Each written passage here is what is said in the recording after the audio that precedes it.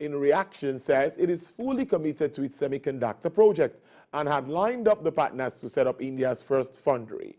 Modi had made chip making a top priority for India's economic strategy in pursuit of a new era in electronic manufacturing, and Foxconn's move represents a blow to his ambition of luring foreign investors to make the chip locally for the first time.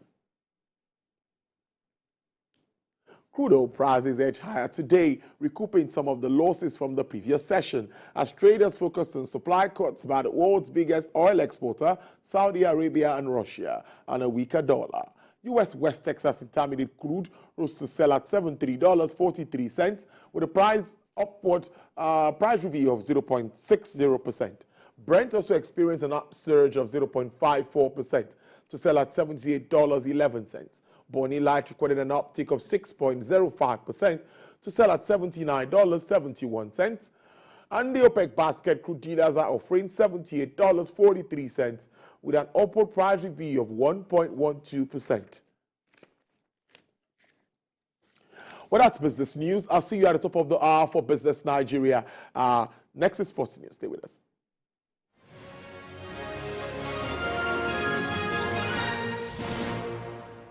Uche, you know, at the African Development Bank, we place a lot of emphasis.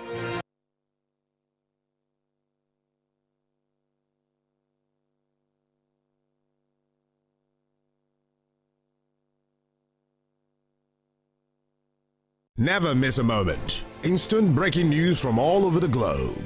Live streaming of your favorite programs delivered directly to you. Watch anytime from anywhere on your mobile or smart devices. Download the TVC News app today. Available on Google Play and Apple Store.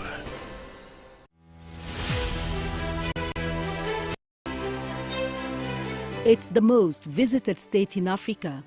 As the fifth largest economy on the continent, covering Lagos and its government is no mean feat. It's a busy beat.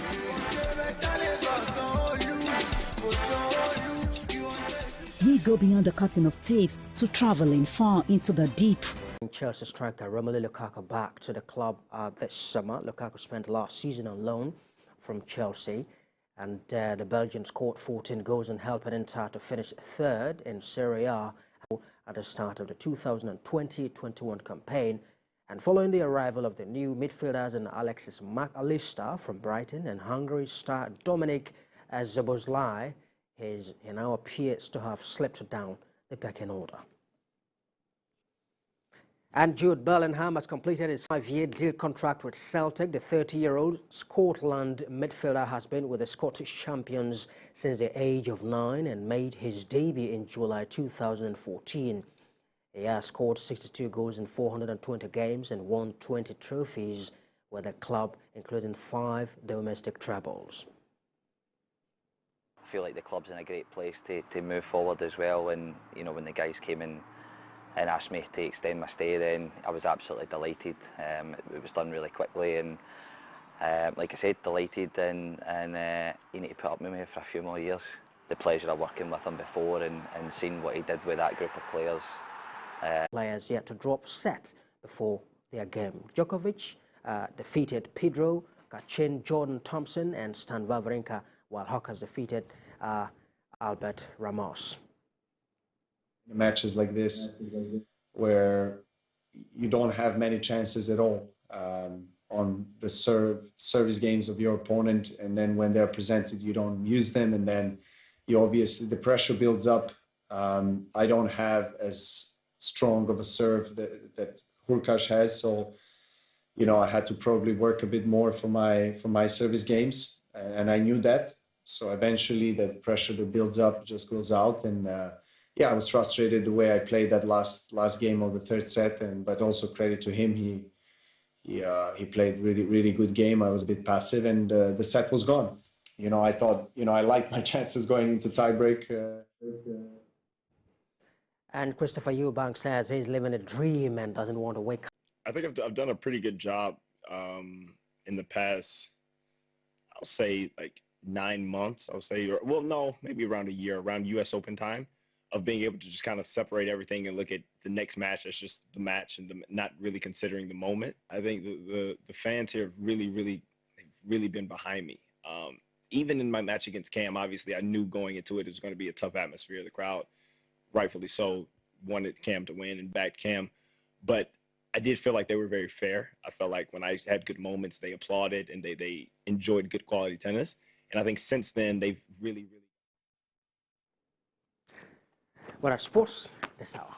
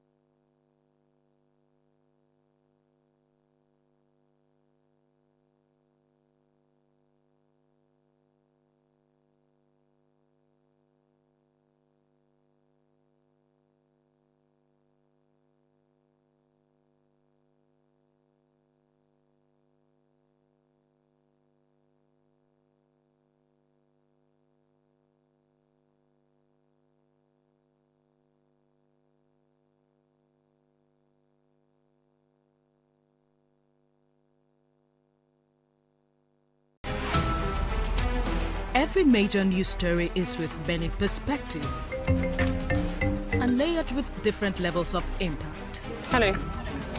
What time did they... TVC News. First with breaking news. The National Assembly is a busy place. As the bastion of democracy, it is a place where bills are presented.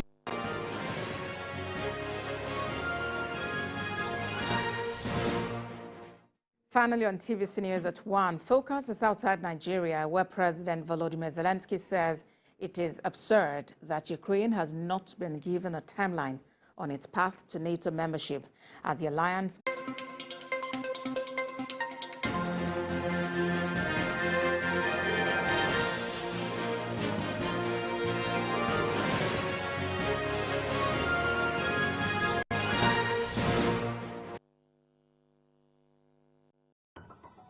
The TVC News at 7 and the TVC News at 10 are not like any other news broadcast. It's the big news hour, the hour for the big breaking stories. We've got some of the best reporters on the field, taking you through as it happened. It's fast-paced, hard-hitting, with investigations that matter. bringing in news that affects your life. With sport, entertainment and business news, so you don't miss a thing. Experience resourceful coverage with depth every night. Instant breaking news from all over the globe. Live streaming of your favorite programs delivered directly to you. Watch anytime from anywhere on your mobile or smart devices. Download the TVC News app today. Available on Google Play and Apple Store. For God so loved the world that he gave his only begotten Son, that whosoever believeth in him should not perish, but have everlasting life. In Proverbs 28 verse 13, the Bible says, he that covereth his sin shall not prosper. But whosoever confess them and forsake them shall have mercy. Unbelief is sin. Unforgiveness is sin. Selfishness is sin. I want to let you know, pride is sin.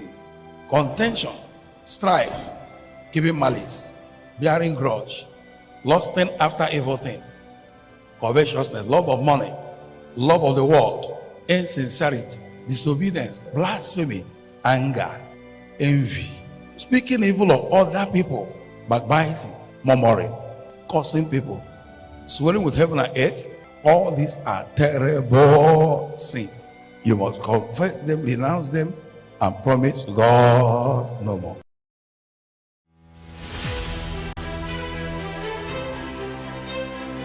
It's the most visited state.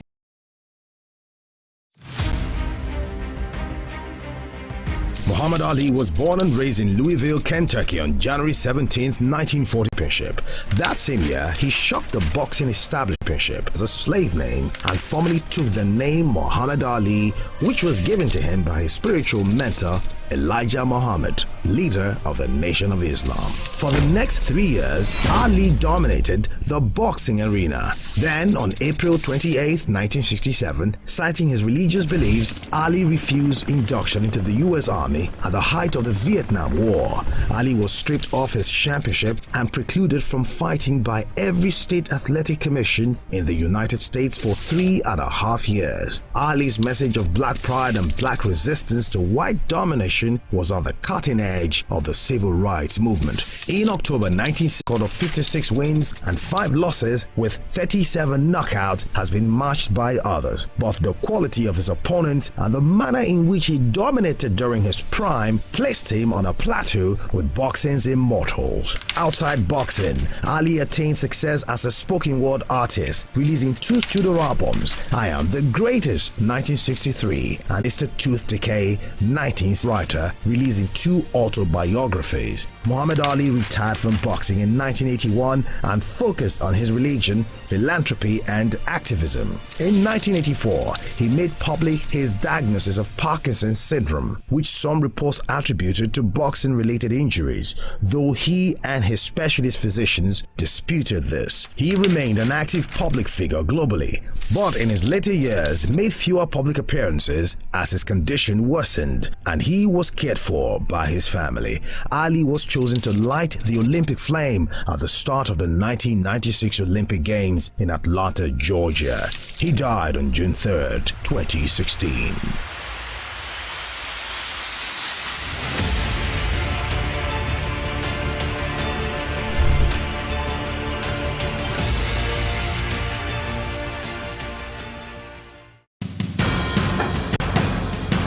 Information is power, information is security, information is knowledge. On Labor Lens, we believe that working people around the world have real questions of their own. They want to know how the world of work operates, what it means to the employer of labor, how policies affect workers in the workplace. On Labor Lens, I ensure we engage effectively the organized labor, organized private sector and government to get out of that unification as NNPCL security operatives intercept vessels of stolen crude.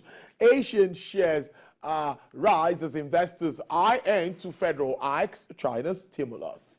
Well, on our interview segment today, our first topic of conversation will stay with President Tinubu's formation of a committee on tax reforms with the aim of driving time around as the African Development Bank, describing the president's decision as a breath of fresh air and transparency into the forex market. The finance institution's president, Dr. Akiwumi Adesina, gave the recommendation in Abuja at the second edition of Nigerian Employers Summit. Dr. Adesina said the unification of the exchange rates management system is an important reform by the new administration that will enhance transparency in allocation.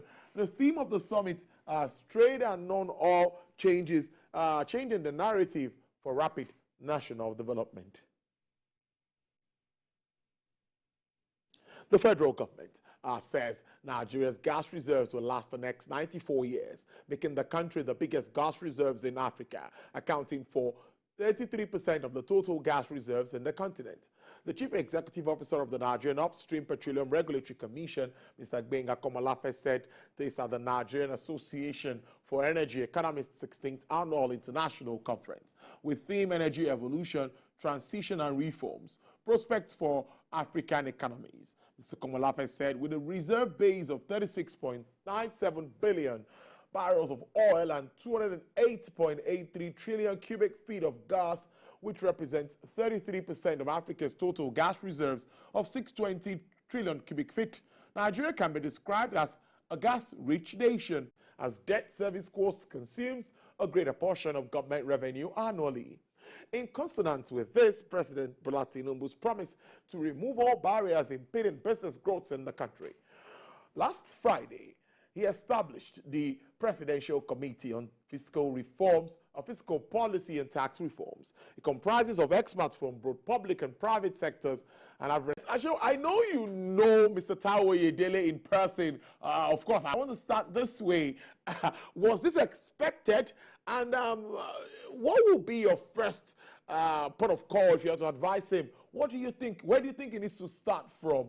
Looking at his his responsibility, what he has done over time, taking charge of the NESG, doing some things around debt management, around, we can go on and on with what Mr. Taiwo Oyedele has been doing. But in your thoughts, where do you think he should start from? Nigeria, many say, remains a complex country. Yeah, thank you so much. And I would say that Mr. Oyedele was part of a session that we held last month in Lagos, where we explored the fiscal opportunities and the challenges that this face. It was one of our speakers, including Abu Bakr, who is the MD of Sterling Bank. And I could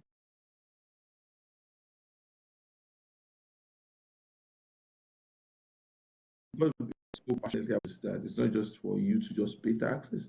You also have to be able to put the element of trust in there. We are paying, citizens can just keep paying, and we are funding the luxurious lifestyles of political office holders. There must be some level of accountability and engagement in how those taxes are spent, and there must be transparency in that way. Nigeria wants to build a proper society.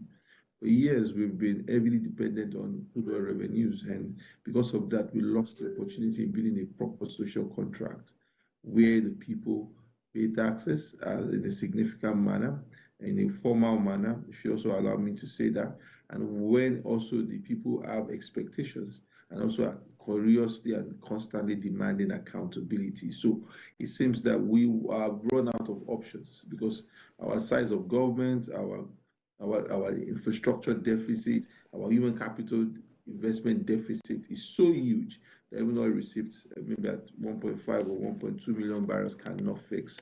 So we are forced to now look inwards, and the only way to look inwards is to be able to apply taxation, which is to ensure that it is progressive as much as possible. He is also big on progressive taxation and removal of tax waivers. And those are the things I heard from him when he spoke at our event, that there are too many tax waivers and too many tax expenses on the side of government that has to be significantly reviewed if we are going to be able to get the kind of results that we have. I'm excited about his appointment. I think for years, his name has been synonymous with taxation and fiscal reforms.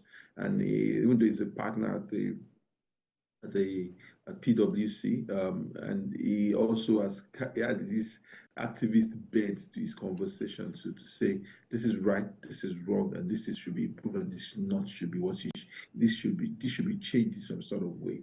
So I'm happy that he's able to carry that into government and advise government, and we'll be waiting for what exactly is going to come up forward with at the end. We know that in the previous government there was significant involvement of the central bank on the fiscal side, and that was highly abnormal. Highly abnormal that the federal government, the CBN, forgot its mandates around general employment, stock price stability, and it seems it focused on just being a banker, an haphazard lender to the federal government, and that had significant consequences. Inflation, exchange rate devaluation, and all of that. It's something that looks like this current government wants to do things differently. One, they've made it clear to everyone that the way things were run at the CBN, or especially the dual exchange rate mechanism, is not effective. It is riddled with corruption. So, we are in a space where another window has been created. Even though there's still wide disparity between the parallel market, but it was not as it used to be. So that's something worth looking at curiously. Seems there's also a huge conversation on revenue. I mean, this is just an administration around 45 days in office.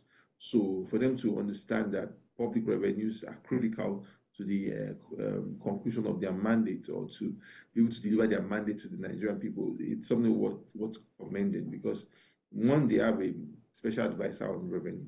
So that means they see that as a big problem.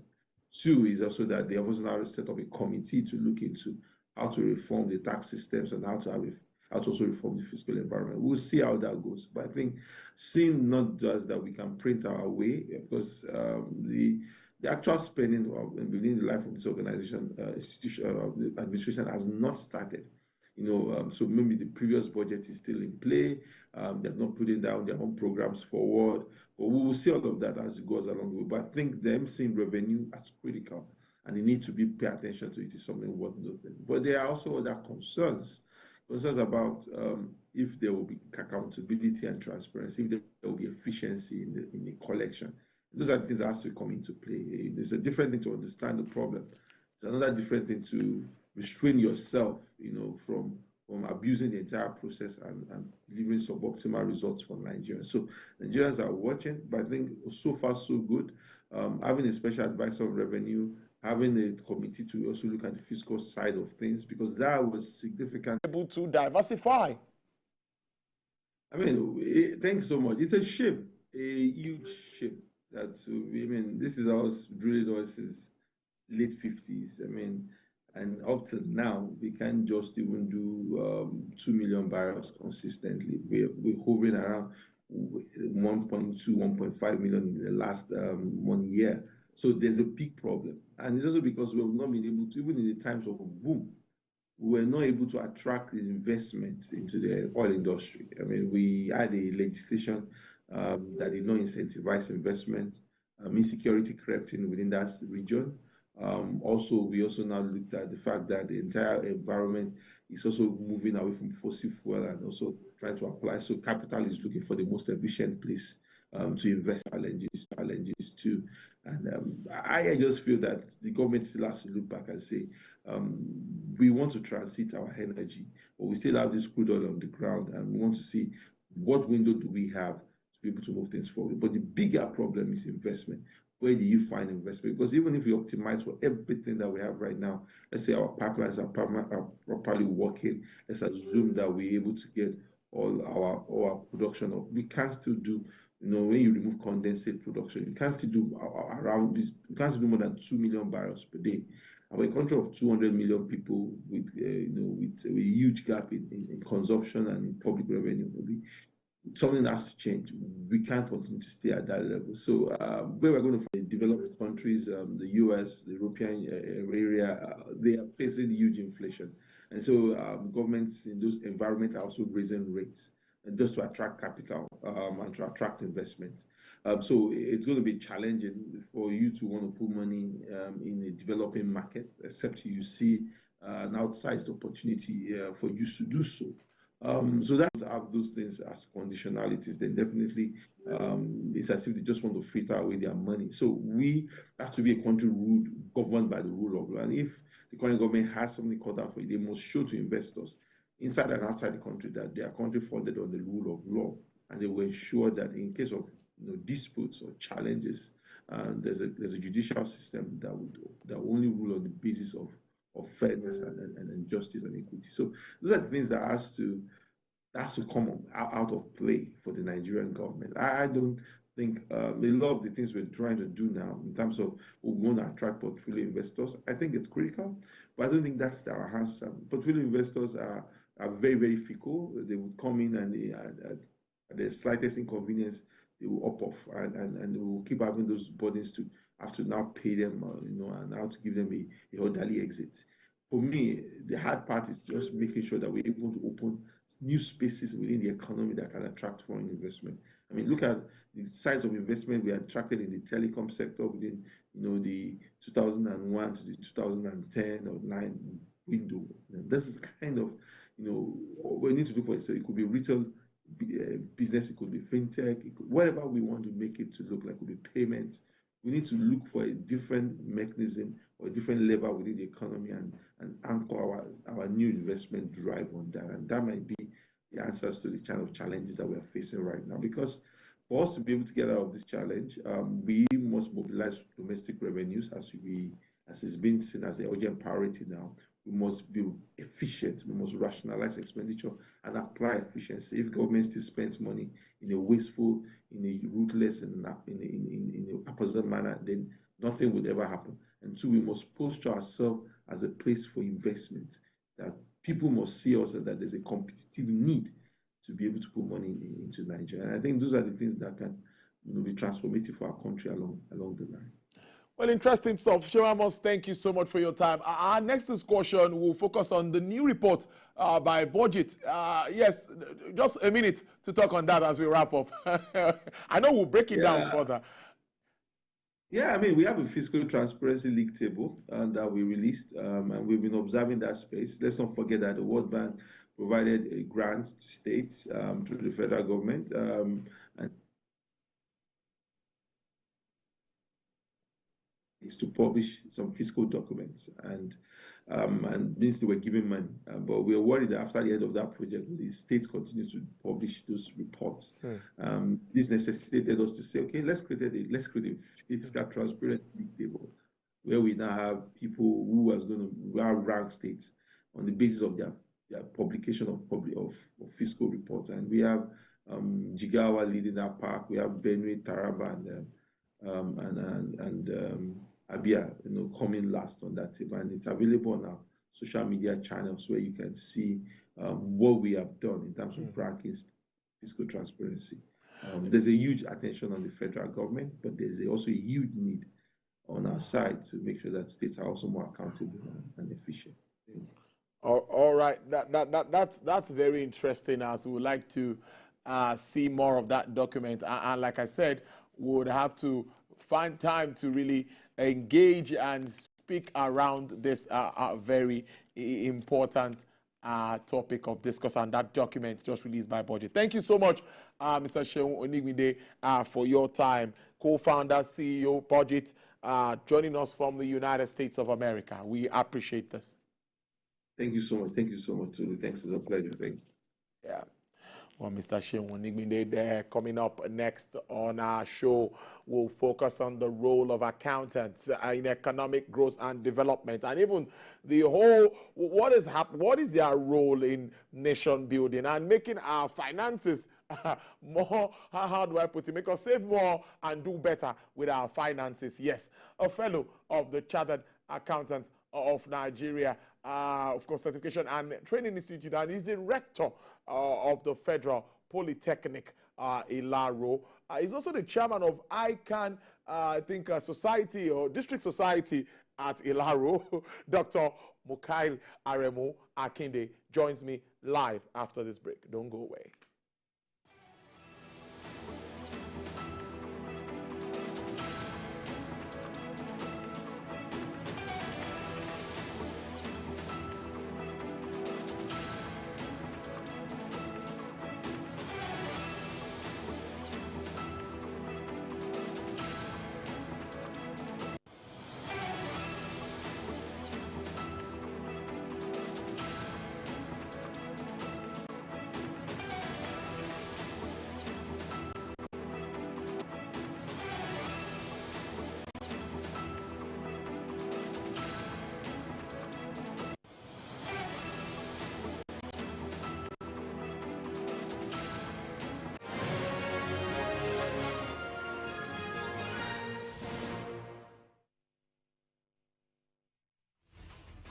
In the month of July, on the 2nd of July, the global community celebrates World Sport Journalists Day. The 5th of July is the first anniversary of the Kuje prison attack when some Boko Haram insurgents escaped. The 7th of July marks 25 years since the winner of the June 12, 1993 presidential election, MKO Abiola, died. His death occurred in 1998. 11th of July is World Population Day, while 15th is World Youth Skills Day. On the 17th, attention is turned to World Day for International Justice, while 18th of July is Nelson Mandela Day to honor the former South African leader. 25th of July is the World Diaspora Day, and on the 28th, the World Hepatitis Day is commemorated, as well as the World Nature Conservation Day. On the 29th of July, President Bola Tinubu will mark 2 months in office, and the 30th of July is World Day Against Trafficking in Persons. Brace up and tune in to TVC News for in-depth analysis and reports. TVC News, first with breaking news.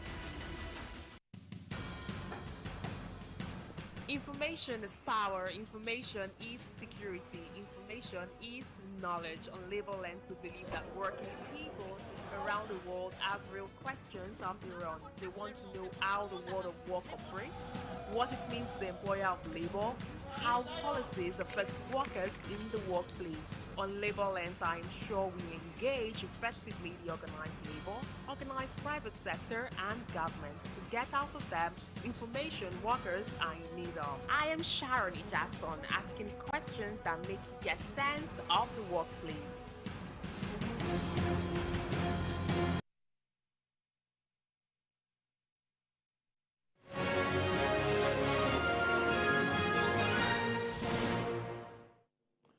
We're glad to have you back. Now, accountants can never be looked down on if the aim and purposes of the country are to be achieved. It plays a vital role, that's the profession, in the development of economies and contributes efficiently to the development of some business organizations. Accounting remains essential to the world because financial statements are communications that fuel the investment decisions that drive the economy. That I know that's very perfect. All right then, great stuff. I'd like to start this way before I go to, because we're definitely going to talk about funding education. That is something that came to my mind when I first saw that you're coming on the show. But let's start with issues around the profession. How well do you think accountants are fed in the country? You have a big role. You saw my introduction. Tell us some what you're doing, where we are, and where we ought to be. Accountant has major roles to play in this administration, especially on the fact that we are talking about revenue generation. You know that government, just like every individual, needs to generate what you are spending. And government as an institution needs to generate money through taxation to fund the budget. Of course, you know that as we are, if I want to say the economy is a bit sick. Why do I say sick? You are operating on the fact that we have high inflation. Not only high inflation, we also have high unemployment, meaning that we have stagnant inflation. To address that, we needed to look at our tax revenue to see how we can fund the budget properly. Not only that, I heard the other speaker talking about taxing the people. We might not really tax the people. We might decide to look at the new object of taxation, expanding new income to tax so that revenue will come up. At the end of the day, the budget will be financed properly rather than going through a budget deficit. You know, the budget deficit is not something that is good. And of course, for you to really generate taxation, you must grow the economy. Tax revenue will come in a new dimension, not using the whole dimension. For example, we can decide to look at the tax subject. There are two ways of increasing tax revenue. Rather than going through tax rates, you can look at the tax subject. When you look at the tax subject, it means that you are looking for a new income that is not within the tax net before. If you do so, the revenue will grow, my friend. Interesting thing. That revenue thing remains very important at this time because government needs to. But let's talk about government spending on education. Everyone knows that polytechnic, where you want to build sustainable job opportunities, is from the polytechnics, and you know, providing technological solutions also lies in that space. What's been happening around that space, and how are you getting the rightful support from government? Well, thank you, Tolu. You know, all over the world, polytechnic education is where we should go. Economy should grow. It's one thing for you to have the theory. Another thing for you is to be able to practicalize it. The attention we want from government is more funding, such that we can generate graduates that will not be job seeker, but job creator. You know, when you begin to go into school without, what can you do with your hand? How do you use your hand to do something? In the polytechnic education, what we do is to combine both theory and practical, so that when you leave our polytechnic, you become a job creator. You are not looking for a job. For example, if you read mechanical engineering now at Polytechnic, well, after graduating, you do not need to work anywhere. You can also have your auto shop in such a way that you can get into your workshop, and rather than you looking for a job in this and that. That's all we do in the Polytechnic. The basic point is that we need more funding around the corridor of electricity. You know, when you have electricity, for example, where we have our three-phases machine, where we can also use electricity to power them, we are lacking in that. So we are calling on government to at least give us attention, give us funding so that we can produce quality graduates that can use their hand to do something in the economy. That's what we do in the Polytechnic, unlike in the other aspect of education that focuses on theory. We don't focus on theory, we combine both. Such our graduates, when they leave the shore of our institution, they are job creators, and they are everywhere in the industry, and they are doing very well, Tolu. Very interesting stuff. Now, let's come back to government and some moves being made lately by President Bola Ahmed Tinubu. Analysts like you have said, bold steps, you know, looking at unifying the currency. Take away certain things that like cancer in the body, and you need surgical operation to remove that cancer. Once that is removed, you grow the economy, tax revenue begin to come in and all that. I heard you talking about investment. Let me tell you, efforts have been made over the years that investment should come through capital inflow and all that. Why that one as fiscal policy? You do not need to use existing tax to tax. We don't need to tax Nigerian out of their wood. What we need to do is to create new income that has not been the dragnet before. And how do we do that? When you grow the economy, you can begin to see more taxes coming. For example, what is stopping us from taxing luxury? Nigerians like to use iPhone 14. Okay.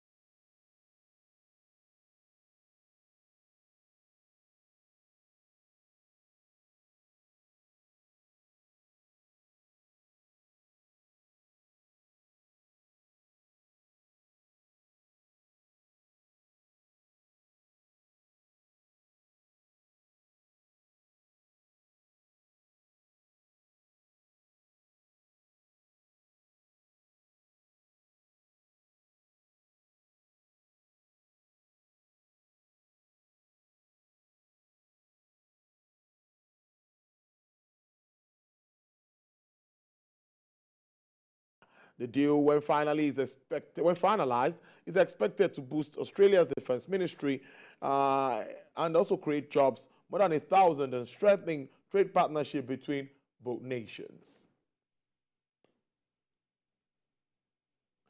Well, let's just wrap up now. Crude oil prices edge higher today, recouping some of the losses from the previous session, as traders focused on supply caught by the world's biggest oil exporter, Saudi Arabia and Russia, and a weaker dollar. U.S. West Texas Intermediate crude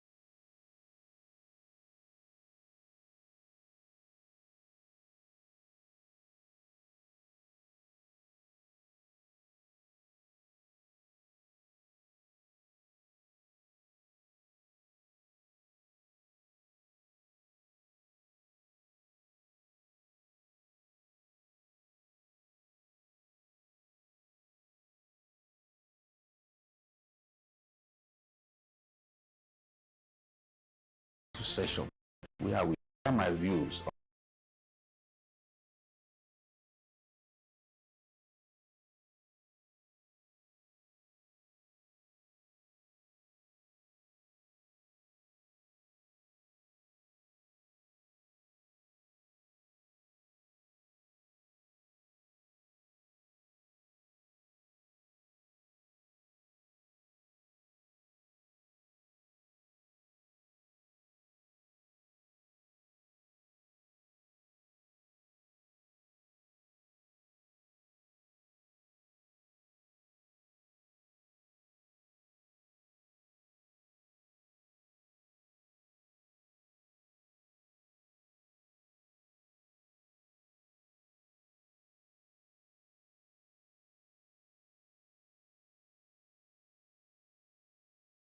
Whatever is yours, receive it now.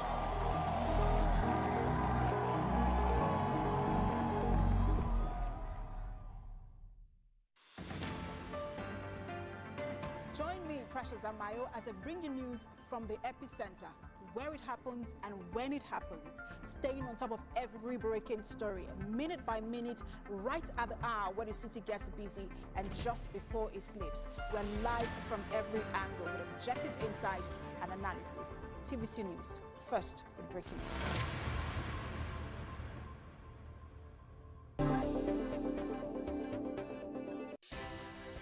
At TVC News, wherever the big news story is happening, we're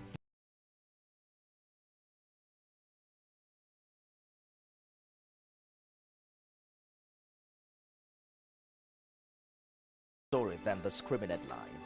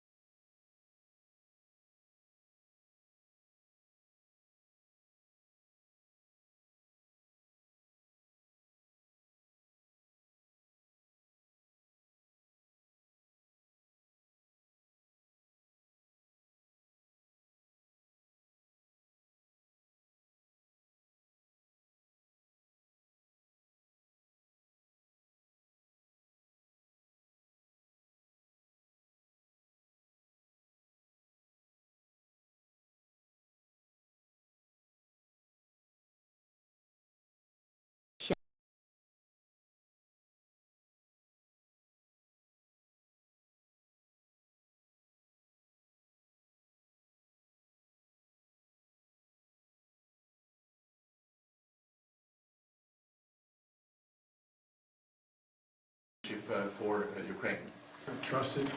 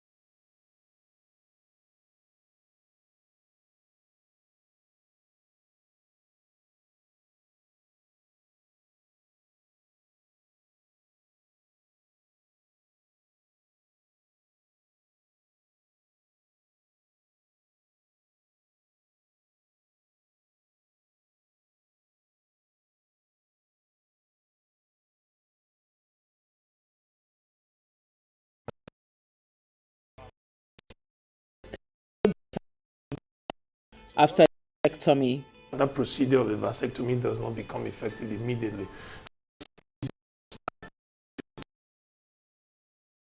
Tube that will have been some have gone beyond the point of transection. We still need about 2 ejaculations.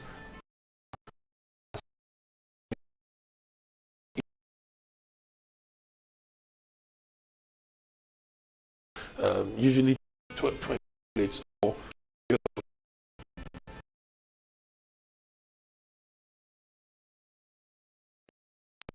analysis to come. There's no, I don't tell you that. If what God, even though it's $1 million, me I go. No, there are which we do protect our and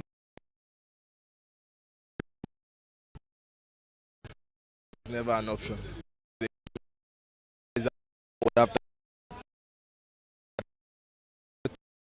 The way we I can never do it. Why? Because what is the joy of sleeping with at the end of the day? Not able to produce children for you.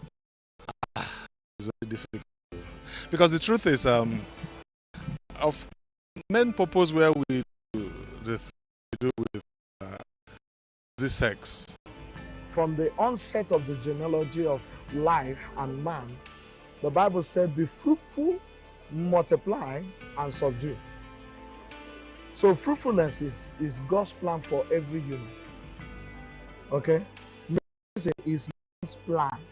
I am the 9th child of my parents. So if you are trying to say, let model prophet to the Muslims, his words are so heavy in the heart of the Muslims.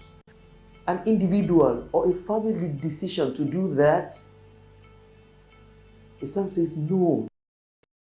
Why? You are negating a plan of God for humanity. Vasectomies are considered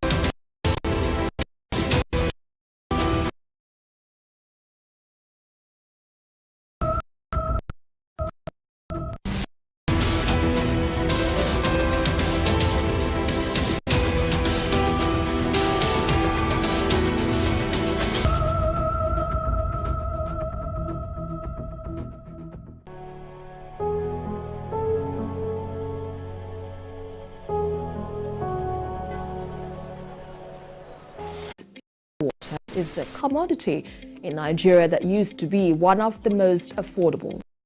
In this Sunday special, Abimbola Agbebi takes a look at the effect of this. Money and computer. I used to buy like books. You know, it's not that it's not that before I not come to jail because of no money. But there was a sudden turnaround in our life when on the 8th of May 2022, TVC aired the response from people as Oyin's touching story caught more attention than the initial subject of the story. Out of the many calls I got on the story, one stood out. A woman who lives in London with her family decided to reach out and offered to help the family. Her first goal was to take her off the streets and put her back into the classroom. I was asked to get more information about the young girl and her family.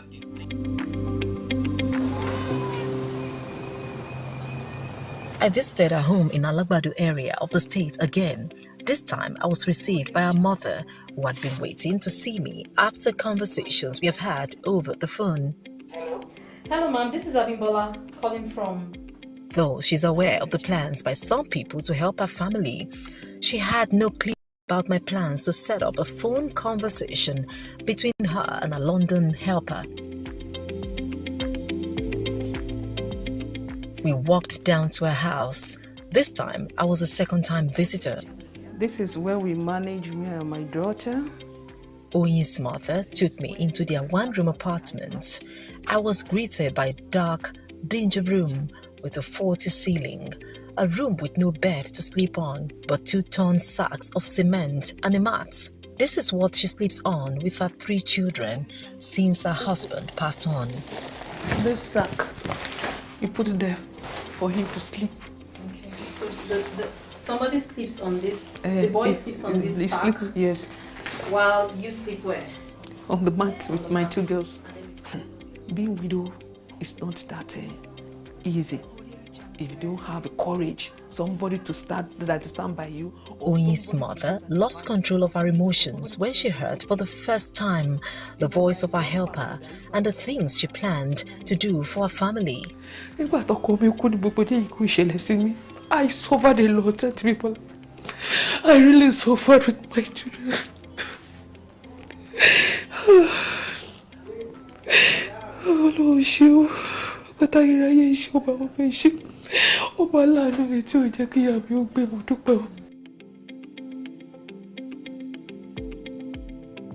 Payment of her daughter's school fees, a monthly allowance of 70,000 naira for their welfare, a substantial amount of money for her to start a business, and an affordable apartment for them. All of these look too good to be true to Oyin's mother. Congratulations, ma. Thank you very much. God bless you. Congratulations. Congrats, ma. Thank you very much. The search for an affordable yet befitting apartment was a long walk. We went through the hurdle in search of accommodation. And yes, it was tiring, a bit discouraged, seeing the condition of most of the houses inspected.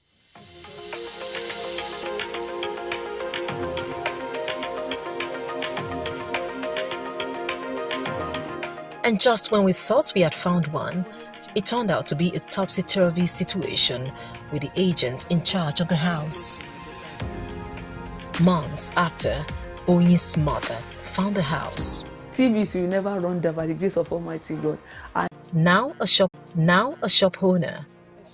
She couldn't hide her joy while our London helper prayed for her over the phone.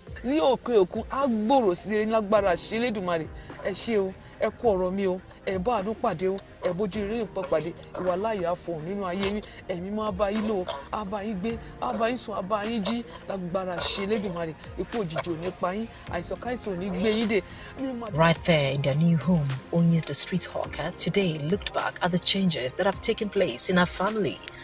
From the streets back to the classroom.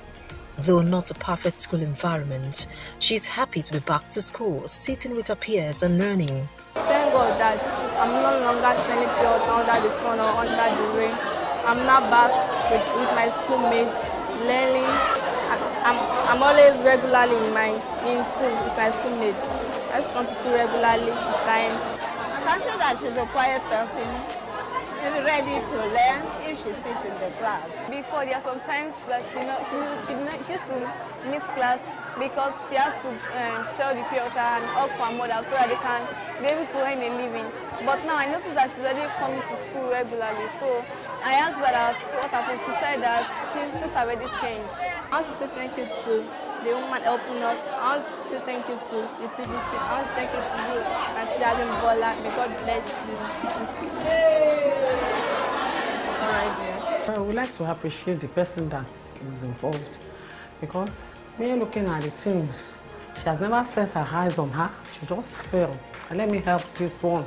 And she has been doing it. I pray that God will continue to help her, to bless her. Everything she lays her hands upon, the Lord will continue to bless in Jesus' name. Oyin visited the shop where she picks up pure water from to hawk. Mrs. Abisoye Shupade, the shop owner, could not hide her excitement, seeing the changes that had taken place in Oyin's life. I know her from the streets, selling pure water. So when I started selling the pure water, she came to me, started selling with me. I used to sell pure water in bags and bottled water.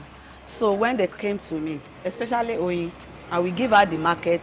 When she sell it finish, she will bring back my money. Sometimes when I want to go home, maybe early, I will leave the market for her. So the next day, she will pay me the money back and collect another market. She has a card contribution something with me, saving 200 naira every day. But I will put it in her card. So how much do you collect last? How much is your money? 10,000. So she collected it 2 times. For hours.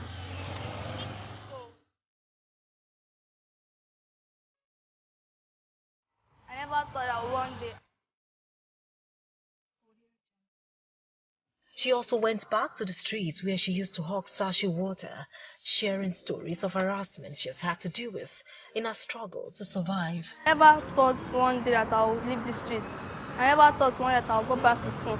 This is where I used to sell pure water. I used to run after cars, after bikes, okada men, see people that sell pure water together with.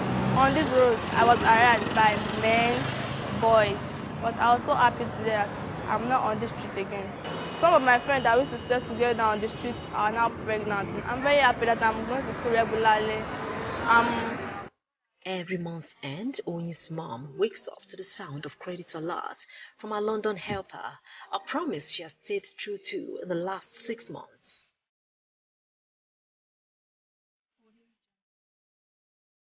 For us, it started as just a pure water story. For Oyin's family, it is much more. It is a life-changing experience.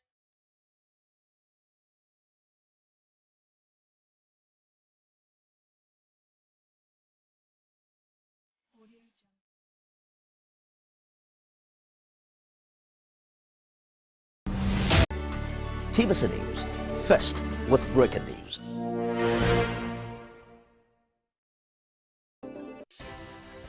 At TVC News, wherever the big news story is happening, we're geared up to break it.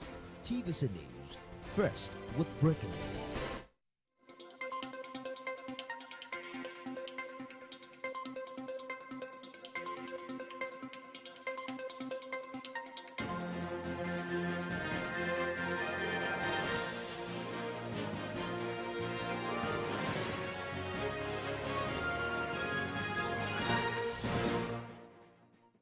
Hello and welcome to TVC News Update at 4. We'll begin from the National Assembly, where President Bola Tinubu is asking the Senate to confirm the appointment of the new service chiefs.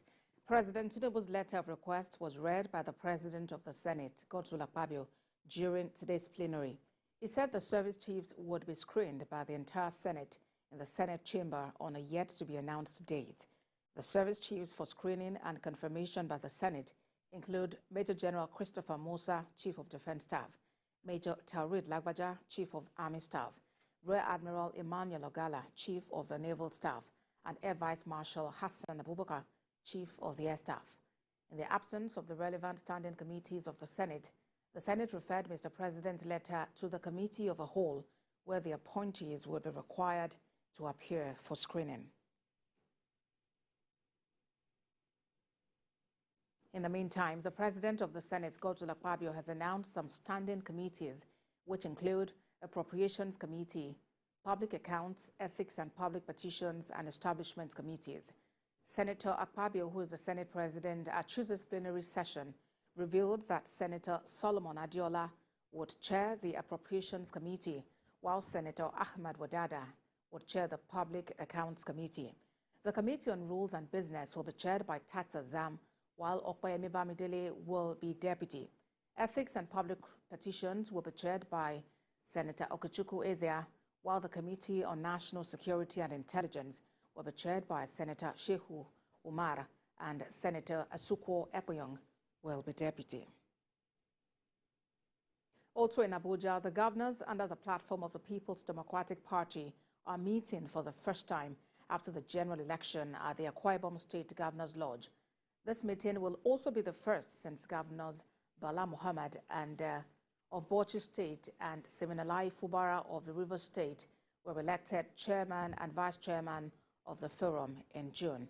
A statement signed by the Director General of the forum reveals that the forum is expected to discuss the state of the nation, especially recent developments in the country, politically, socially, and economically. The meeting will also discuss the state of the forum and the role of the PDP governors in stabilizing the party and the nation. In addition, the new leadership of the forum may likely unfold their unity and progressive agenda during the meeting.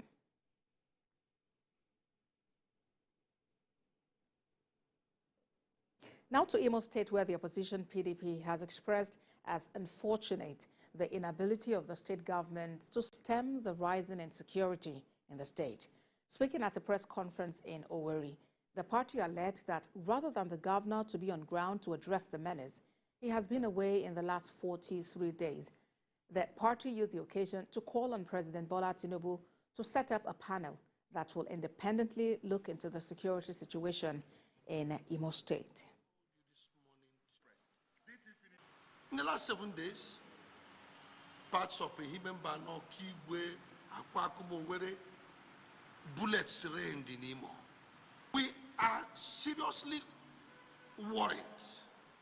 And that is why we are calling upon the President and the Commander-in-Chief to please urgently set up an independent district fact-finding team devoid of any contribution by Hope Uzodinma and his cohorts. A group under the auspices of Benue Rebirth Movement has appealed to the Secretary to the government of the Federation, George Akume, and the Benue State Governor, Haas Nthalia, for fairness and equity in the nomination of candidates for ministerial positions in the state. Speaking at a press conference in Makudi, Atsagondo, who's a chieftain of the group, insisted that the position of Secretary to the Benue State Government and the ministerial slot meant for the state should be ceded to the people of Benue South Senatorial District, Zone C. Maya Wakwato reports. Benue is made up of two major ethnic groups spread across the 23 local government areas, the Tiv and Idoma. While the Tiv control 14 local government areas, the Idoma control 9. There are other minority tribes, as the Igede occupy 2 of 9 local councils of Idoma dominance. While the Thieves are in the Zone A and B, the Idomas are in the Zone C. As the Senate awaits the list of ministerial nominees from President Bola Tinubu, this group is expectant that this position should be given to someone from the Zone C part of the state. The race for ministerial slot has started, and speculations in the political space have it that another thief's son is being recommended for the President and Commander-in-Chief. We, the youth, are highly agitated by this move. The governor should liaise with the APC leader in the state, Senator George Akume, to identify a loyalty party, a party man or technocrat from Zone C, for the appointment as minister. The opinion of residents are mixed on this. While some believe the position should be given on merit, others suggest that it will be fair that the position be regionalized. I think Nigeria should be looking at people who have the competence to be able to perform, to bring in development. About competence, yes, competence is okay, we can use competence, but as a chief man, if you look at it, we have got the governor, and then the chief man, also the secretary to the federal government, which is a very juicy position. So in the spirit of live and let's live, personally I would say, let this one just go to our brothers in Zone C. To some of us, at least we share it into every segment of the state so that everybody will be carried along. And special advisors, despite poor economy of the state. This is just as the Justice Development and Peacemaker Center alleges the governor of defaulting on his campaign promise to ensure 35% women inclusion in his government. Rafiu Hamid has details. The state governor recently forwarded 25 names to the State House of Assembly as commissioner nominee. Out of the 25, only 2 are female, among whom is the wife of his late brother, Isiaka Adeleke. At this press conference, the group says the action of the governor amounts to marginalization of women despite their efforts in ensuring his victory at the polls. Leadership of the organization where we have the governor, the deputy governor, the chief of staff, the deputy chief of staff, the SSG. These are the spokesperson to the government. These are key personalities in the government, and none of these 6 top echelon of administration is a woman. And you now make the matters worse by enlisting 25 commissioners and special advisors, and only 2 of them are women. The governor recently bought 332 power generating sets. In an official release of the state government, the spokesperson claimed that an attempt was made to assassinate the governor at the Osogbo Eid prayer ground. Several video footages that surfaced later showed that the narrative was untrue, and the governor was shown exiting the playing ground while acknowledging greetings from members of the public. Elsewhere, the Justice Development and Peacemaker Center also alleged the governor of not fulfilling his promise on women inclusion. He released his first list of appointees after over 200 days in office. We would imagine that if it had taken that long to be able to... A review of the security situation in the local government by the State Security Council to allow students writing the National Examination Council and Junior Secondary School examination. The movement within the local government would be restricted between the hours of 7 p.m. and 6 a.m. until further notice, except for security personnel and persons on essential duties. Security agencies have been directed to ensure total enforcement of the curfew within the period under review. That's the news update at 4. Coming up next is Sports Desk, as we leave you with the weather forecast. Thanks for watching.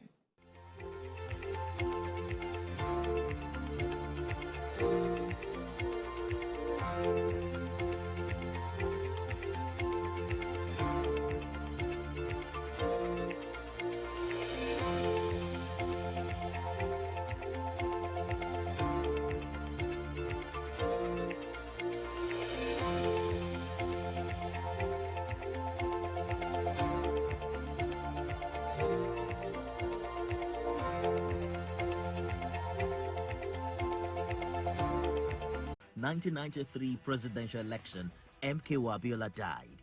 His death occurred in 1998.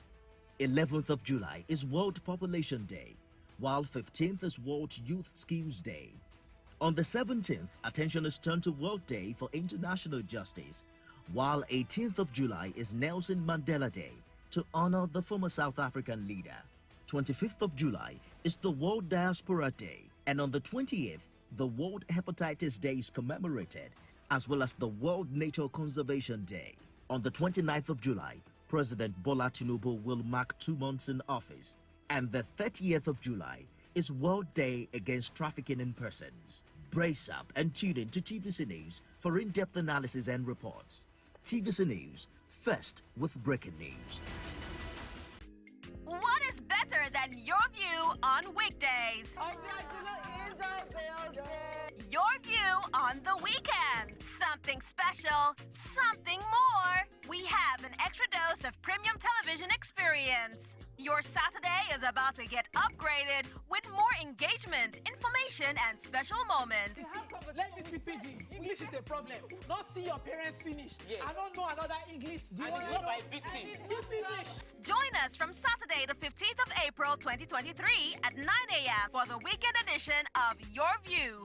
Join the intelligent, dynamic, inspiring, and fearless ladies of Your View as they have the difficult conversation, the thuggery and intimidation, breaking down barriers and defining the narrative. Save the date as we count down to the weekend edition of the most exciting talk show on Nigerian television. At TVC News, wherever the big news story is happening, we're geared up to break it. TVC News, first with breaking news.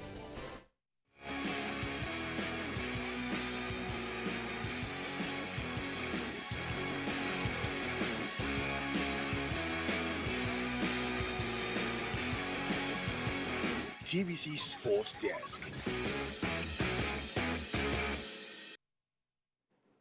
Hello and glad to have you join us on this Tuesday Sports Package on TVC. Welcome on the Tuesday show. This is TVC Sports Desk and I am Promise Afogi. Coming up on the program today.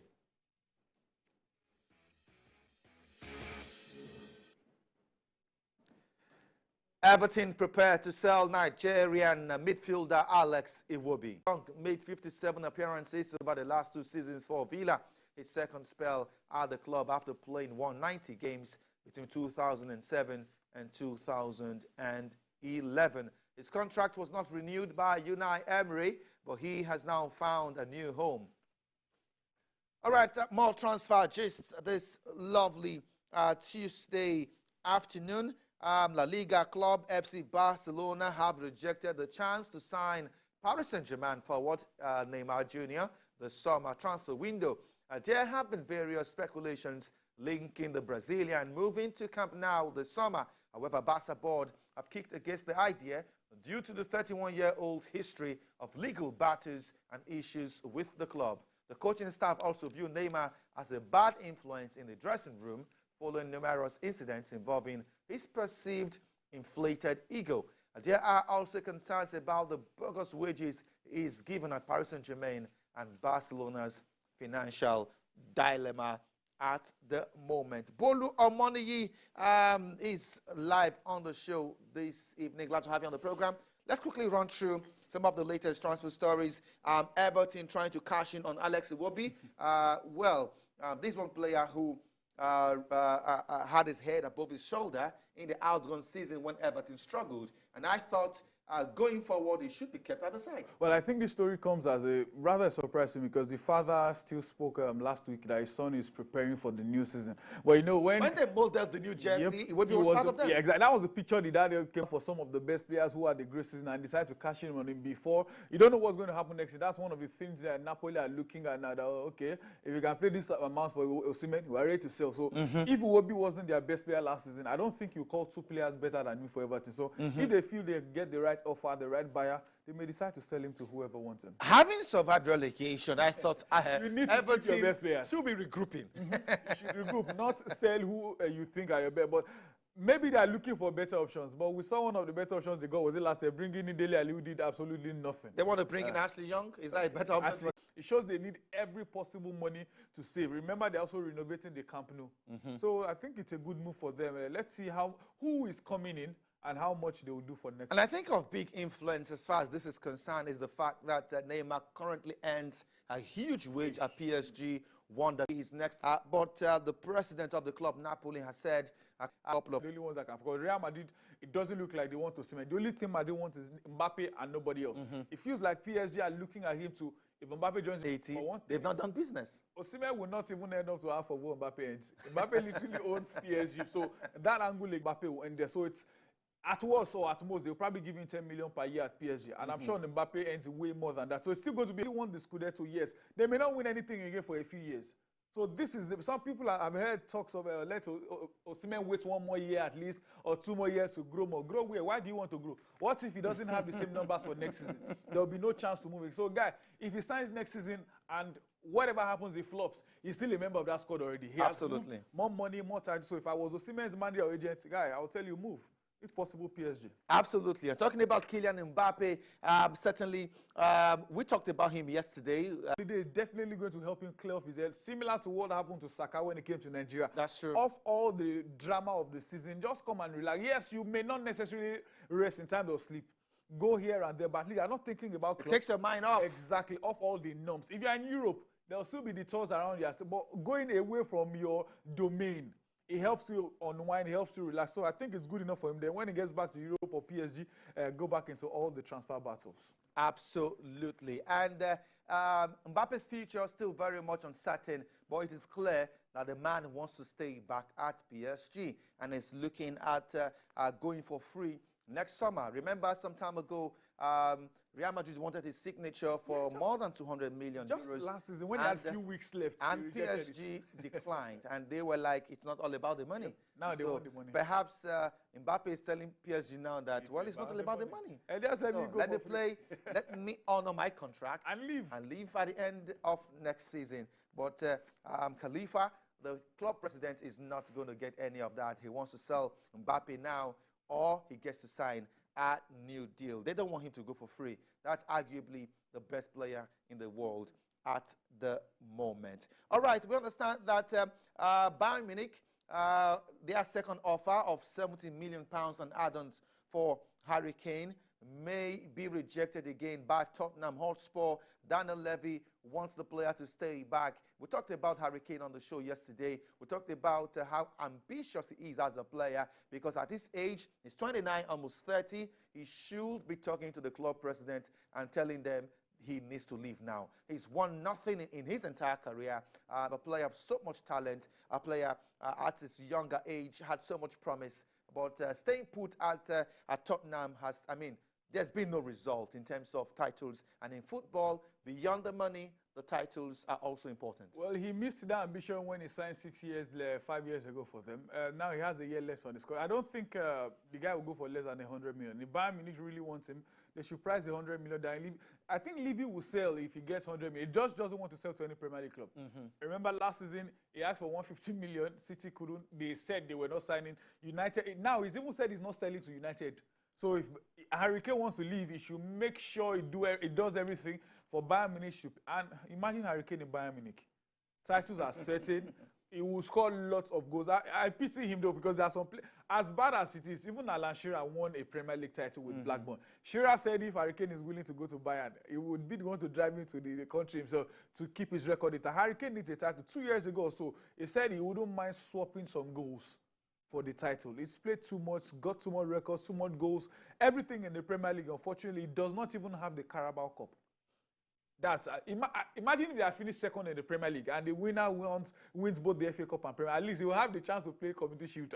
Nothing for Harry Kane. Nah, that's bad. He needs to leave Tottenham Hotspur because that sports team will likely see not make up for next season. All right, we'll see how that pans out. The summer transfer window is still open, and the Harry Kane still has a chance to make that decision. I don't really know how decisive he is at the moment in terms of where he wants to play next. It seems he's just left everything in the hands of Daniel Levy. Next season, we do not know what kind of form Harry Kane will be in. We do not know what his value will be next season, and if clubs will scamper for his signature next season when he will be a free agent. And we do not also know if Levy will be interested to let Harry Kane go for free next season. His case is similar to that of Kylian Mbappe at this point in time. Let's talk about a certain situation with Romelu Lukaku, who at the moment his return to the club has been delayed because Lukaku wants to stay back at Inter Milan, and Chelsea, I'm sure, will be ready to do business. I think as of now, it looks like because Chelsea has been selling everybody. Chelsea, Inter Milan wants him, Napoli, AC Milan wants him, Juventus wants him, but as of now, it feels like his best bet may be Juventus. Why? Because Chelsea want to do some Vlahovic for me, worth around 60, 70, 80 million. So if they tell you bring Lukaku plus 20, 25 for Vlahovic, it's still like a win-win for everybody. Yeah, good business for them. So that's his best bet because Inter Milan have no leverage, and I don't think Inter Milan want to pay all out to bring Lukaku. They have Lautaro Martinez. They can also blame one or two other of their young players. Remember, Dzeko is still part of the team. AC Milan, I don't think AC Milan will buy any player for 80 million right now. So I think Juventus are in good times to do business with them. Of the old men, Luka Modric, and they are no better players to teach all the young boys than those two men. They are in good hands. They have, maybe that's why Real Madrid decided to give Cruz and Modric an extension by 1 year at least. Help us groom these young boys together to the fighters we have. Remember, Vinicius and Rodrigo have learned well under Karim Benzema before he left. And like you said, if Mbappe joins the mix either now or for next summer, I think Real Madrid, just like he did with the generation of Ronaldo, Perez is building a team for the next 10 years. Ronaldo lasted about 9 years, and some of the guys that came together, we're talking about Benzema, lasted way more than that. These guys can play for 10 years because Jude Bellingham, if you hit well for Real Madrid, I think he will do 10 years. Vinicius has done about 3-4 years now. Rodrigo 3 years, or just a year under. This is the team for the future. Don't think Real Madrid have stopped winning the FA Champions League. With the squad they have, they may still pick a few more. Okay, let's leave club football and football transfers now and look at the Women's World Cup coming up. Just in a couple of weeks from now, 4 representatives from Africa, including Nigeria Super, including the under-17 girl. Manga confirmed the allegations, and he also confirmed that they have been referred to FIFA and the Zambian police last year. Kamanga did not mention any of the people facing allegations of wrongdoing. You see, Bolo, there is wala everywhere, but the color of the wala is different. With the Super Falcons, it's about Randy Waldrum accusing a Nigeria football player. For Zambia, it's a different ball game entirely. And I'm just thinking in my head, how will this team cope mentally, psychologically with all this brouhaha? Everyone, or almost psychologically with all this brouhaha. Everyone, or almost everyone, was supporting Zambia with the way they played their friendlies heading to the World Cup. Oh, this is the African team to beat. With this news now, I will be surprised if this guy leads the team to the World Cup. And the report says it's been on since last year. I don't think, we know in Nigeria we hear reports of a money issue, but this one is sexual.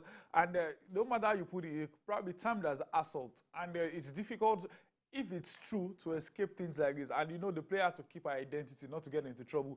And if it's true that before you call players, on so date, me and you will enter one corner, or else you are not coming. That's as bad as it can get. I've been saying it for a while now that very soon, they will soon take men away completely from the women's sports. But now you can't see a male official in the women's game now. Now that coaching are coming in, you will soon start sending away every male coach in women's football. There are many reasons why you have to agree with that, and this is exactly the top of the list. We saw what happened with the U.S. Gymnastics team a couple of years ago. It's still, he's in prison at the moment. Stabbed there about 15 times yesterday in prison. So it was lucky to have survived. So it's not guys may do well at the World Cup and everything. Now it's coming down step by step. Unfortunately, this is a story coming out, but at least it's good it's coming out. If the story is true, let the man get out of the team. Okay, all right, let's leave football now briefly and talk about what's happening on the local front. The Nigeria School Sports Federation, NSSF, has entered into a partnership with the country's Olympian Association for the development of talents across Nigeria. The NSSF also named the former chairman of the National Academicals and Youth Commission, Chief Yemi Dowu, as its patron. Nigeria's biggest grassroots sports organization, the School Sports Federation, NSSF, signing a development partnership with the Nigerian Olympians Association, NOA. Representing the Olympians are former captain of the Nigeria basketball team, Olumide Oyedeji, and another product of the NSSF, Anulu Akwa-Okpeyori. This partnership is to see the NOA directly involved in the mentoring and development of talents that come through the School Sports Federation. When we project to improve school sport, it is not what the Nigerian School Sport Federation alone can do. I've said this over and over. We need a partnership, we need collaborations. The agreement entered in the presence of pupils at the National Stadium in Lagos will see the school athletes exposed to and aspiring to Olympic levels. We want to develop Olympians. We want to ensure that we give an average child the opportunity to participate in sport while in school. The benefit of sport is so enormous that we will not want any child to miss out. And since we said it's not what we can do alone, we have to look for the big fish that can help us to harness the talents that are abundantly domiciled in the school system. There's no better way to mentor the younger generation of athletes, of also combined with education, than the Olympians. So those are our greatest athletes of all time. And talking to these young boys and girls, mentorship, career talk, motivational speech, be out there coaching, the learning life skills, and it's just a wonderful opportunity for the younger. The NSSF also unveiled the president of Nath Boys FC and former chairman of National Academicals and Youth Commission, Yemi Dowu, as patron. It is enormous for him because we're expecting so much. As a patron of the Nigerian School Sport Federation, it is expected that he will be in the forefront, at the forefront of school sport advocacy in Nigeria. Now we're changing strategy, and that is that you need a arrowhead to make sure that we can push this thing further. So look at it as a continuous exercise, not like a one-off. And I want Nigerian school sports to go to the next level, and which is why I'm doing this. This latest effort by the Nigerian school... That's the question. I've been saying it for a few years, and my wish has been happening. I do not want to see Anthony Joshua in the same ring with Tyson Fury. I still like AJ. I still want him to continue his boxing career. Not ever. Not never. No. Fight. Remember the two fights between himself and Dillian White. The first as an amateur when both of them were so young, way younger. Even before AJ went to Olympics, Dillian White beat him in that one. When they became pro, in 2015, AJ won down, I think, around 7 or around 8 knockout. This time around, they are coming after about a month of going back and forth. They finally agreed. The fight is happening on the 12th of August. AJ said he wants to knock him out. He's going to do this. It's good. The best time to make him out in boxing is before he gets to the ring. Now, many people, the belief many have for AJ has dropped a bit. After the fights he lost to Andy Ruiz, then to make it was the Usyk fight, losing back-to-back. But we know we want, many people still want AJ. I will get back to that winning fold ahead of the big fight against Deontay Wilder. I mean, even when both of them were at their best, I was part of those that believe AJ has what it takes based on his movement and his skills. Just that Deontay Wilder should not hit you. As good, as crazy as Tyson with his right hand. He hits Tyson Fury. Fury went down 3 times in the fight. So that's the thing with that. And their fight is in December. And he's boldly said he's going to knock out AJ around 3. No stress for that. And if it's a heavy knockout, he may not be fit enough to fight that. So I do not want to see him against you, but I think he will defeat Dillian White. The one with Wilder, the bronze member, is more like 50-50. It's whoever lives up to the billing for that day that will pick it up. But for the Fury, you know what? They'll keep fighting on social media. But just like Deontay, like Joshua, like Deontay's confidence is also damaged. Yep. You know, after losing back-to-back against Tyson Fury. That's why AJ might fancy his chances against him. Both of them got the not-so-great fighters to at least get back to winning ways. Now, Fury may also fight before that December fight. I think he was supposed to fight Andy Ruiz. He said Andy Ruiz ran away, so he's looking for anybody that's coming again before the AJ fight. So both of them want a fight before December just to get themselves back. And they know the importance of winning that. AJ must win the fight against Dillian White at all costs. Similarly for Wilder, if he gets a fight, he too must win. That way, the buzz for the December battle will be interesting. Because the other one, the Fury is also getting to fight on Ngono. That one's many sees as exhibition fight. But both of them, Wilder and AJ, need to build up to that fight in December. Yes, it's a money fight. But believe me, it's a friendly game like we say in football terms. But beyond the friendly game, it's like Real Madrid, Barcelona, and any friendly is always feisty. So both of them need to build up to that fight very well. And that's why the importance of the August game fight against White is key for AJ. He said he's prepared. He said he's ready. He said he'll knock out Dillian White. I hope he does, so many can trust him even more ahead of the fight in December. All right, both Joshua will face off with Dillian White at the Oxygen Arena in London on the 12th of August, and both boxers have been speaking ahead of the fight. Let's take a listen to them.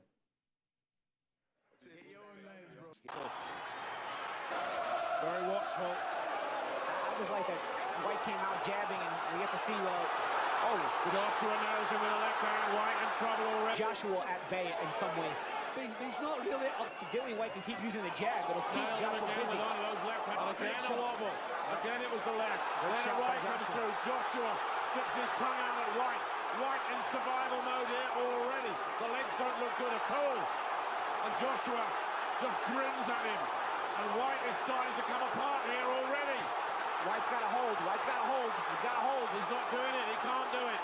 He's still got nearly 45 seconds to get through here. Big swing and a miss from White. Nice uppercut ripping in there. White showing he's got a chin and a heart. But he can't fight like this for much longer. Can he even get through the first round? It seems like he's got clear some of the cobwebs. Well, that was Joshua hitting after the bell and White not having any of it. White's lost control. White has lost control completely. And what's happening here? Everybody's in the ring. Everybody. I hope White doesn't want to get disqualified. He's a boxer. He knows discipline is required. And he threw several punches after the bell. Don't tell me that he wants to be disqualified. Well, Jonathan Banks is separated, but some of his entourage, who we've never seen before, commendable credit, keeps firing back every time he does get tagged. And look at this.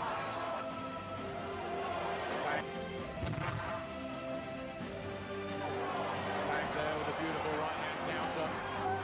Yeah, but good White to win, obviously around, but he Finally got him. Is this the breakthrough?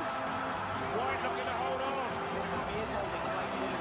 Rocked by that big right hand. There's a grin from White, but the legs are betraying him, and down he goes. Surely no way up here for Dillian White. It's stopped. It's over. Ladies and gentlemen, the end comes at 1 minute, 27 seconds, round number 7. The winner by knockout victory, now 15-0, 15 KOs, and he is the unified Commonwealth and British heavyweight champion, the Fighting Pride of the UK, Joshua Anthony Joshua.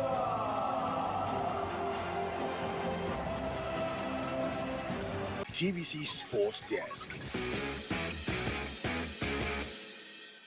Just another body, really. They got a lot of hate for me. A lot of people. I ain't got no hate to you, bro. I got no hate for you, bro. A lot of people hate on me, so. A lot of people, not me, brother. Like, so with Dylan, I don't really look at him as a rival. I just watch myself. I'm worrying about my lane and what I'm trying to do. So with Jermaine Franklin, yeah, I was definitely up for that fight, 100%. But it was respect to Franklin. I made it as easy as I wanted to. I could have made it as difficult as I wanted to. you know, coming off those losses, get the W. 7-week training camp, boom, bam, we're here now, ready to rock and roll. Like, so I understand my process, and that's why I worry about myself, not what everyone else's opinion is. I know what I've got to do. Jim, I have a joke, but it's serious, you know what I mean? I'm quite relaxed, you know what I mean? I'm relaxed, I have a joke with the people.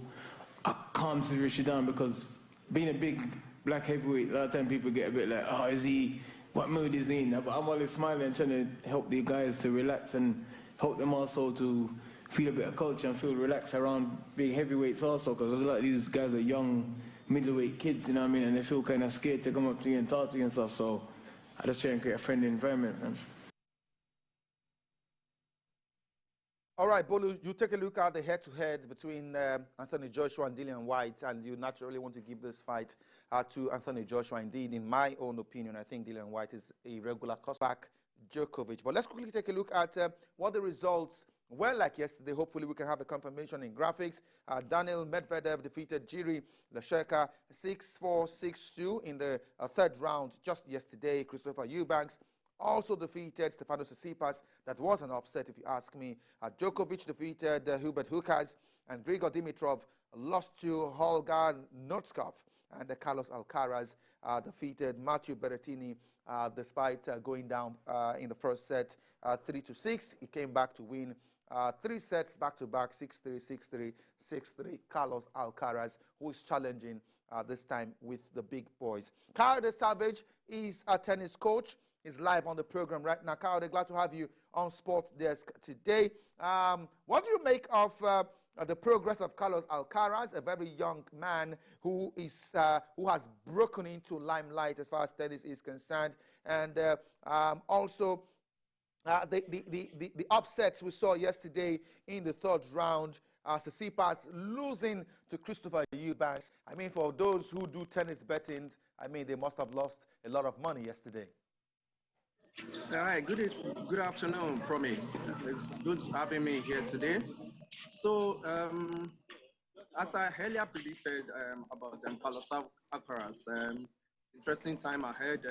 He has been proving, like I said before. Interesting. And taking a look at the match going on right now, Jacksina is, okay, I think Roman Safiullin has equalized in the second set. It's a 3-3 now in that one. But the focus now is the game between Andrei Rublev and Novak Djokovic. The second. So you never can take it. If it is Rublev, good day, anything can happen. All right, in the women's draw, I mean, that is the most unpredictable category in global tennis.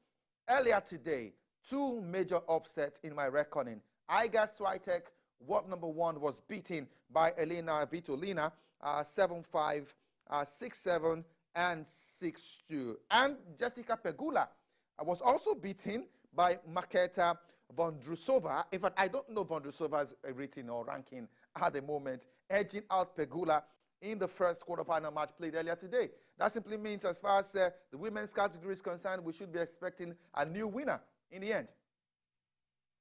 Yeah, I remember we said that at previous edition of the interview that the women circuit is very, very unpredictable, but I was rooting for Iga Swiatek.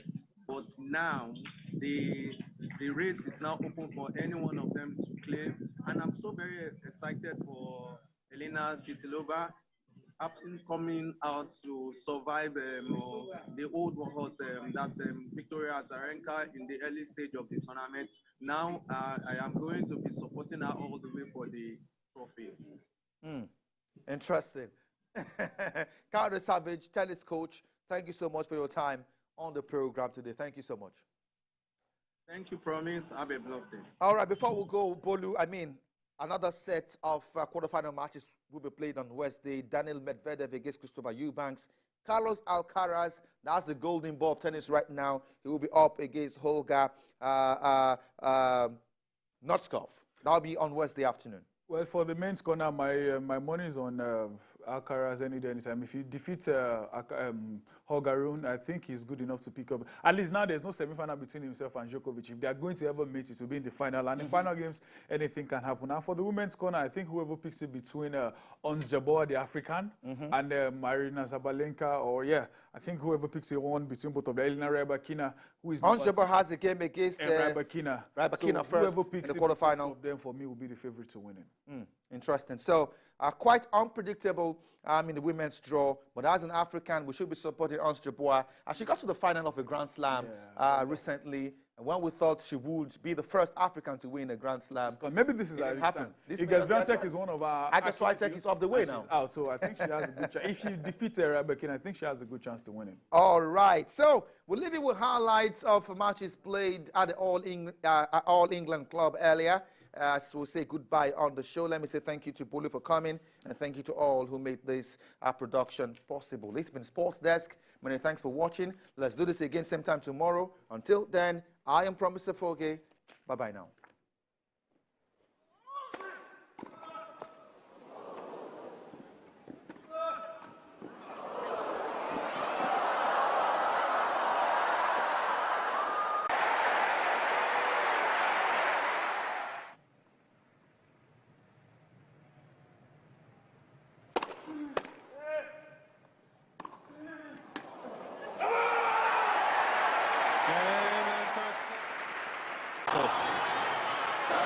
Very watchful. That was like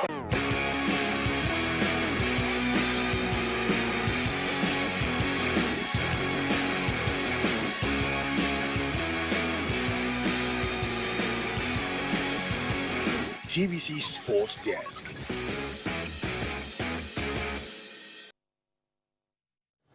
It's always a great morning on the TVC Breakfast Show. Thanks for joining us on TVC Breakfast. With the array of stories that matter and what's behind them. As you say, the first blow indicates the direction of government. Tell us what really is going on between your union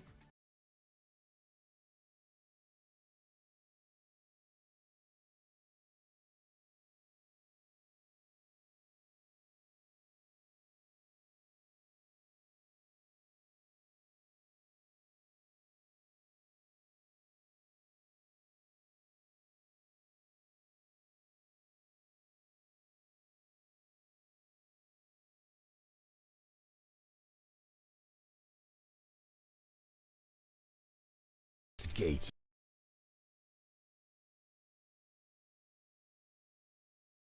Terrible